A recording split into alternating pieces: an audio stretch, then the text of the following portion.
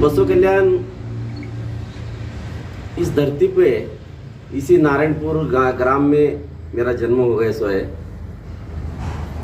ये मेरा सबसे बड़ा सौभाग्य है कि यहाँ पे मेरा जन्म हो गया, जहाँ पे इस बसव कल्याण की पावन धरती पर जिन्होंने इक्वालिटी के ऊपर, मानवता समानता के ऊपर जिन्होंने काम किया है, इसे महात्मा बसवेश्वर जी का कर्मभूमि है। इस अखंड मानव समाज के लिए जो भी धर्म में कमियां थी, वो सब कमियां दूर करके महात्मा बसवेश्वर जी ने इस बसव कल्याण धरती पर उन्होंने मानवता के अखंडता के लिए काम करे। सो है तो महात्मा बसवेश्वर जी को मैं अभिवादन करके आज ये प्रेस मीट बुलाने का वजह यह है कि बसव कल्याण ये एक मेरा फैमिली है, क्योंकि ये बसव कल्याण में यहाँ पे नारायणपुर में मैं पैदा हो गया हूँ। इसलिए बसव कल्याण का एक परिवार मेरा फैमिली रहने की वजह से, फैमिली का मैं एक सदस्य होने के नाते मेरी जिम्मेदारी बनती है कि इस धरती का संरक्षण करे, अभिवृद्धि करे, इसका डेवलपमेंट करे, तो मेरी भी जिम्मेदारी है। तो अभी मैं तो महाराष्ट्र शासन में नौकरी करता हूँ। मैं बड़ी जिम्मेदारी के साथ में आप सबको बोलता हूँ। मैं 1999 का क्लास 1 ऑफिसर एमपीएससी कैंडिडेट हूँ। मैं जो भी बोलूँगा बड़े जिम्मेदारी से बोलूँगा।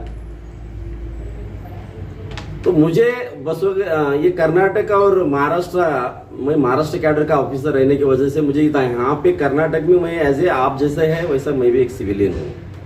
तो मुझे इस जन्मभूमि पे जो भी अन्याय होता है या जो भी कुछ मुझे मेरा अभिप्राय देना है, तो मेरा पूरा हक बनता है। तो मैं बचपन से इस धरती को 2002 से मैं सोशल एक्टिविटीज में हमेशा एक्टिव रहा हूँ। इस धरती का कैसा डेवलप होता है यही मैं हमेशा सोच रखा हूँ। 2006 में मेरे सगे भाई कालिदास वाडीकर, इनको जिला पंचायत मेंबर बना के उनको इस भाग का अभिवृद्धि किया हूँ, डेवलपमेंट किया हूँ। मेरे सपना एक ही है, बसव कल्याण हमारा महात्मा बसवेश्वर जी का कर्मभूमि रहने की वजह से पूरे कर्नाटक में आज मांग हो रही है जिला होना चाहिए। तो मैं तो बोलता हूँ ये बसव कल्याण ये राज्य होना चाहिए, कल्याण कर्नाटक का कैपिटल होना चाहिए, ये मेरी मांग रहेगी। और दूसरी बात, मैं इस बसव कल्याण का मेरा परिवार रहने की वजह से, इनका सदस्य मैं रहने की वजह से सभी वर्गों का, सभी जाति धर्मों का जिम्मेदारी मेरे ऊपर है, क्योंकि एक परिवार है बसव कल्याण। तो इस परिवार का सदस्य मैं रहने की वजह से मुझे पूरा मेरे ऊपर जिम्मेदारी है, सभी वर्गों को लेके चलना है। तो हमने शुरुआत, मैं जिस समाज में पैदा हो गया उस समाज से पहले भी काम कर चुका हूँ, कोली समाज का। आप सभी को मालूम है, मुड़बी में भी कार्यक्रम मैंने बहुत बड़ा लिया था 2008 में। तो यहाँ पे कोली समाज मालूम ही नहीं था किसी को।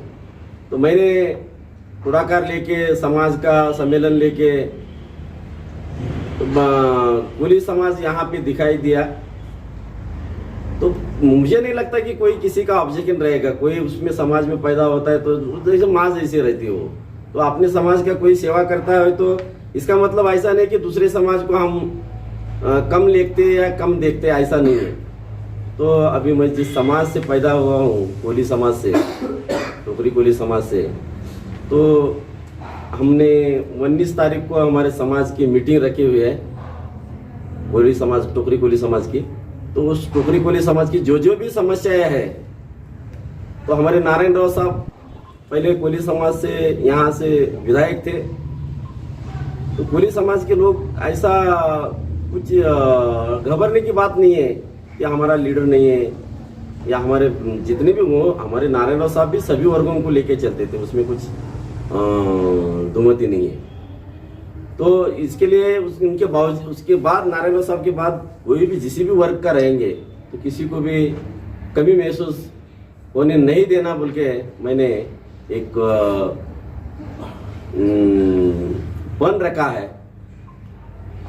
तो वो मुझे भगवान भारत माता मुझे शक्ति दे दे, इतना बोल के 19 तारीख को 11 बजे टोकरी कोली समाज का तिप्रांत में हमने टोकरी कोली समाज का मीटिंग रखा है। आप सभी को भी मैं विनती करता हूँ, आप सभी जन आइए और सभी वर्गों का हमने उन्नति की ओर लेके जाएंगे।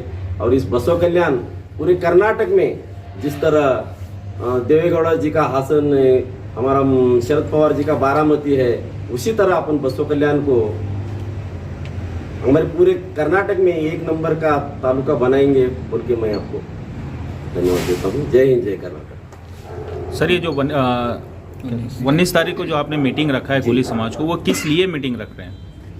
एक्चुअली हालांकि मेरे पास हमारे समाज के कुछ लोग आए थे, साहब हमारे को बहुत दिक्कत हो रही है, समाज के कास्ट सर्टिफिकेट बंद है, समाज की कुछ भी एक्टिविटी नहीं है।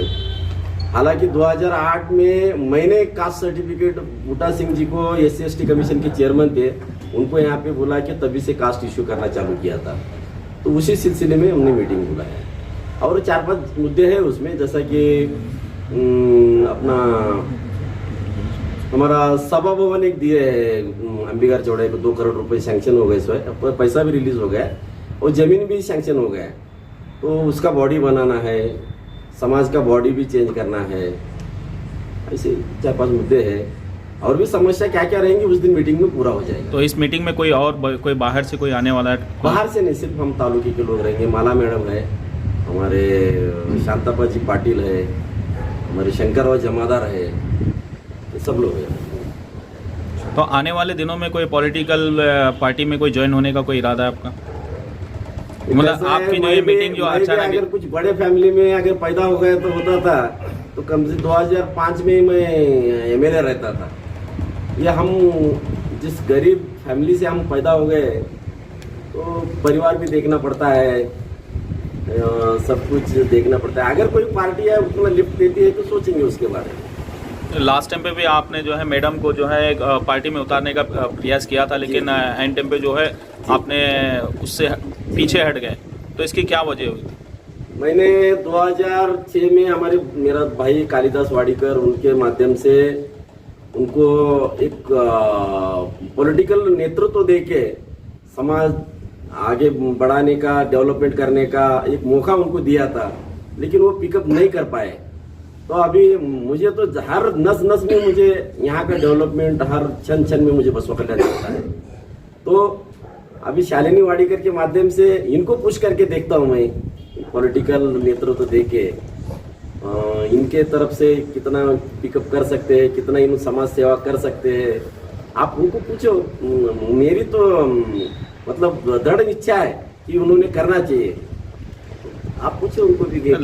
ಲಾಸ್ಟ್ ಟೈಮ್ ಒಂದು ಕಾರ್ಯಕ್ರಮದಲ್ಲಿ ತಾವು ಹೇಳಿದ್ರು ಸರ್, ಬಿಜೆಪಿ ಅವರು ಒಂದು ಮರಾಠ ಸಮುದಾಯಕ್ಕೆ ಮತ್ತು ಕೋಲಿ ಸಮುದಾಯಕ್ಕೆ ಎಲ್ಲ ಅನ್ಯಾಯ ಮಾಡ್ತಾ ಇದ್ದಾರೆ ಅಂತ. ಸೊ ಉಪ ಚುನಾವಣೆಯಲ್ಲಿ ತಾವು ಬೆಂಬಲ ಸೂಚಿಸಿದ್ರು. ತಮಗೆ ಒಂದು ಅನ್ಯಾಯ ಆಗ್ತದೆ, ನಮ್ಮ ಸಮುದಾಯಕ್ಕೆ ಅನ್ಯಾಯ ಆಗ್ತದೆ ಅಂತಂದ್ರೆ ಯಾವ ರೀತಿ ಅಂತ ಗೊತ್ತಿದೆ? ಈಗ ನಾನಂತೂ ಯಾವ ಪಾರ್ಟಿದು ಅಲ್ಲ, ನಾನು ಈಗಲೂ ಮಹಾರಾಷ್ಟ್ರದಲ್ಲಿ ಕೆಲಸ ಮಾಡ್ತೀನಿ. ಅಥವಾ ಇಲ್ಲಂತ ನಾನು ಸಿವಿಲಿಯನ್ ಇದ್ದೀನಿ, ಅದ್ರ ಬಗ್ಗೆ ಏನು ತೊಂದರೆನೇ ಇಲ್ಲ, ಎಲ್ಲ ನಾನು ಇದು ಮಾಡಿದ್ದೀನಿ. ಬಟ್ ಆ ಟೈಮಿನಾಗ ಏನಾಗಿತ್ತು, ಒಂದು ಸರ್ತಿ ಒಂದು ಪಾರ್ಟಿದಾಗ ನಂದು ಹೆಂಡತಿ ಇದ್ದಳು, ಒಂದು ಪಾರ್ಟಿದಾಗ ನಮ್ಗೆ ದೊಡ್ಡ ಅಕ್ಕ ಇದ್ದಳು. ಓಕೆ, ಹೆಂಡ್ತಿದೀವಿ ಒಂದು ಪಾರ್ಟಿ ಲೆವೆಲ್ಗೆ ಅವ್ರನ್ನೂ ಟಿಕೆಟ್ ಬೇಡಿದರು. ಮತ್ತು ಒಂದು ಸೈಡಿಗೆ ನಮ್ಮ ದೊಡ್ಡ ಅಕ್ಕ ಇದ್ದಳು, ಮಾಲಾ ಬಿ ನಾರಾಯಣ ರಾವ್. ಸೊ ನಾ ಅಂತ ಹೀಗೆ ಸೈಲೆಂಟ್ ಆಗಿದ್ದೀನಿ. ಇವ್ರು ಇಬ್ರು ಜಗಳ ಮಾಡಿದ್ರು, ಇಬ್ರು ಜಗಳ ಮಾಡಿದ್ವಿ, ನಾ ಅಂತ ಸೈಲೆಂಟ್ ಇದ್ದೀನಿ. ಅವ್ರವ್ರು ಕೆಲಸ ಮಾಡಿದಾರೆ. मैडम को सवाल पूछते हैं। मैडम, आप आगे कौन सा पार्टी में जाने वाले हैं? ಕನ್ನಡದಾಗ ಕನ್ನಡ ಬರ್ತಾರೆ, ಕನ್ನಡ ಮುಂದೆ ಯಾವ ಪಾರ್ಟಿದಾಗ ಜಾಯ್ನ್ ಆಗೋರಿದ್ರಿ? ಬಿಜೆಪಿ. ಕಳೆದ ಉಪ ಚುನಾವಣೆ ಸಂದರ್ಭದಲ್ಲಿ ಕಾಂಗ್ರೆಸ್ ಜಾಯ್ನ್ ಆಗ್ತೀವಿ, ಕಾಂಗ್ರೆಸ್ ಇಂದ ಟಿಕೆಟ್ ಕೇಳಿದ್ರಿ. ಸೊ ನಾನು ಕಾಂಗ್ರೆಸ್ಗೆ ಜಾಯ್ನ್ ಆಗ್ತೀನಿ ಅಂತ ಹೇಳಿಲ್ಲ ನಾನು. ಇಲ್ಲ ತಾವು ಏನು ಬಿ ನಾರಾಯಣ ರಾವ್ ಅವ್ರು ಏನು ತೀರ್ಕೊಂಡಿದ್ರು, ಹೌದು. ಆ ಒಂದು ಸಂದರ್ಭದಲ್ಲಿ ಪತ್ರಿಕಾಗೋಷ್ಠಿ ನಡೆಸಿ ಕಾಂಗ್ರೆಸ್ನ ಒಂದು ಉಮೇದುವಾರ ಇದ್ದೀನಿ ಅಂತ ಇತ್ತಾಗೆಲ್ಲ ನೀವು ಇದು ಮಾಡಿದ್ರಿ. ಇಲ್ಲ, ನನಗೆ ಯಾರು ಇದು ಮಾಡ್ತಾರ, ಬೆಂಬಲ ಕೊಡ್ತಾರ, ನಾ ಅವ್ರ ಸಂಗಟ ಯಾವ ಪಾರ್ಟಿಗೆ ನನಗೆ ಇದು ಮಾಡ್ತಾರಲ್ಲ ಆ ಪಾರ್ಟಿಗೆ ಹೋಗ್ಬೇಕು ಅಂತ ನಾನು ಟ್ರೈ ಮಾಡಿದ್ದೆ. ಆಮೇಲೆ BJPನೇ ನಾನು ಸರಿಯಾಗಿ ಅನ್ನಿಸ್ತು ನನ್ನ ಇಷ್ಟದ ಪ್ರಕಾರ. ಆಮೇಲೆ ಅಲ್ಲಿ ಬಿ ನಾರಾಯಣ ಅವ್ರ ಮಿಸೆಸ್ನು ಇದ್ರು, ಮಾಲಾ ಅವರು ಅಕ್ಕೋರು ಇದ್ದಿನ ಕಡೆಯಿಂದ. ಆಮೇಲೆ ನಾನು BJPನಾಗೆ ಇದ್ದೆ. ಆಯಿತು, ಏನು ಮಾಡಬೇಕು ಅಂತ ನಾನು BJPನೇ ಚಾಯ್ಸ್ ಮಾಡಿದ್ದೆ. ಮುಂದಿನ ನಡೆ ಏನು ಅಂತ ಈಗ next? ಮುಂದಿನ ನಡೆ ಈಗ ಎಲ್ಲ ಜನರೆಲ್ಲ, ನಾನು ಏನು ಸೋಷಿಯಲ್ ವರ್ಕ್ ಮಾಡ್ತೀನಲ್ಲ, ಸೋಷಿಯಲ್ ವರ್ಕ್ನಾಗ ಈಗ ನನಗೇನು ಏನೇ ಮಾಡ್ತೇ ಇದ್ದೀನಿ. ಈಗ ಪಾಲಿಟಿಕ್ಸ್ದಾಗ ಸ್ವಲ್ಪ ಬಂದೆ ಅಂತಂದ್ರೆ ಏನೋ ಇದು ಸಿಗ್ತದೆ, ನಮಗೊಂದು ಕಾಯ್ದೆ ಸಿಗ್ತದೆ. ಆ ಕಾಯ್ದೆ ಮುಖಾಂತರ ನಾನು ಎಲ್ಲ ಹಳ್ಳಿಗಾಗಲಿ, ಎಲ್ಲ ಸಣ್ಣ ಮಕ್ಕಳಿಗಾಗಲಿ, ಹುಡುಗರು ಹುಡುಗಿಯರು, ಕಾಲೇಜ್ ಇಶ್ಯೂ, ಹಾಸ್ಪಿಟಲ್ ಇಶ್ಯೂ, ಎಷ್ಟು ಹಳ್ಳಿಗೆ ರ್ಯಾಷನ್ ಏನು ಹೋಗ್ತಾ ಇದ್ದದ ಏನಿಲ್ಲ, ಮ್ಯಾಲಿನವ್ರಿಗೆ ಏನು ಗುರ್ತೇ ಇಲ್ಲ. ಯಾರ ಬ್ಯಾಂಕಿನಾಗ ಎಷ್ಟು ಹಣ ಇದು ಆಗ್ಲತ್ತವ, ಜಮಾ ಆಗ್ಲತ್ತವ, ಏನು ಮ್ಯಾಲ ಕುಂತಿರೋರೇನ ಹೇಳತ್ತಾರ, ಸೆಂಡ್ ಮಾಡತ್ತಾರ, ಅದು ನಡೆದದ. ಇಲ್ಲಿ ಕೆಳಗೆ ಯಾರು ಪಾಲಿಟಿಕ್ಸ್ದವ್ರು ಅದಾರಲ್ಲ, ಅದು ಅವ್ರ ಮೇಲೆ ಜಿಮ್ಮೆದಾರಿ ಇದೆ. ಅವರು ಸರಿಯಾಗಿ ನೋಡ್ಕೊಳತ್ತಿಲ್ಲಲ್ಲ. ಆಮೇಲೆ ನಮ್ಮ ಅಂಥವ್ರಿಗೂ ಸ್ವಲ್ಪ ಅವರು ಇದು ಮುಂದೆ ಬರ್ಗೂ ಬಿಡ್ಲತ್ತಿಲ್ಲ ಅವರು. ಈಗ ನಾವು ಅದಕ್ಕೆ ಏನು ಮಾಡ್ಸಕ್ಕಾಗ್ತೀವಿ, ಜನರಿಗೂ ತಿಳಿಬೇಕು ಸ್ವಲ್ಪ ಅದು. मैडम, जिस तरह से आप बता रहे हैं कि आप बीजेपी में ही रहना चाहते हैं और बीजेपी के टिकट के लिए भी आप ये करना चाह रहे हैं, लेकिन अभी जो है फिलवक्त जो है शरणु सालगर जो है बसवा कल्याण के एमएलए हैं और उनका खुद का भी जो दावा है कि आने वाले 25 साल तक वही बसवा कल्याण के एमएलए रहेंगे, तो आप किस तरह से बीजेपी में टिकट किस तरह से लेंगे? दावा मैं भी कर सकती हूँ, मैं भी मोदी बनना चाहती हूँ, MP बनना चाहती हूँ. तो अभी मैं वैसा बोलने से हर कोई थोड़ा ही होता है. वैसा जनता जो चॉइस करेंगे वो उसको ही ये करेंगे ना. अभी अगर मुझे मौका देंगे तो मैं भी बन सकती हूँ ना उसमें. क्योंकि ऑलरेडी अभी देखो 1.5 साल तो हो गया है उनको आके. क्या क्या करे आप बोलो मुझे. तो आने वाले दिनों में जैसा कि उन्होंने खुद अफसर 10 भी एमएलए हैं, तो आगे भी जो हाईकमांड उन्हीं को टिकट देंगे ना, क्योंकि रनिंग एमएलए को टिकट देगी पहले. और वो तो देखेंगे ही ना, हाईकमांड जो भी है वो देखेंगे कि कौन काम कर रहा है, कौन नहीं कर रहा है, देख के ही देंगे. अगर से हाईकमान उनको टिकट देती है तो उस वक्त आप क्या करेंगे? कुछ नहीं, उनको पार्टी का अभी दूसरा देखना पड़ेगा, या फिर पार्टी को सपोर्ट कर दूंगी.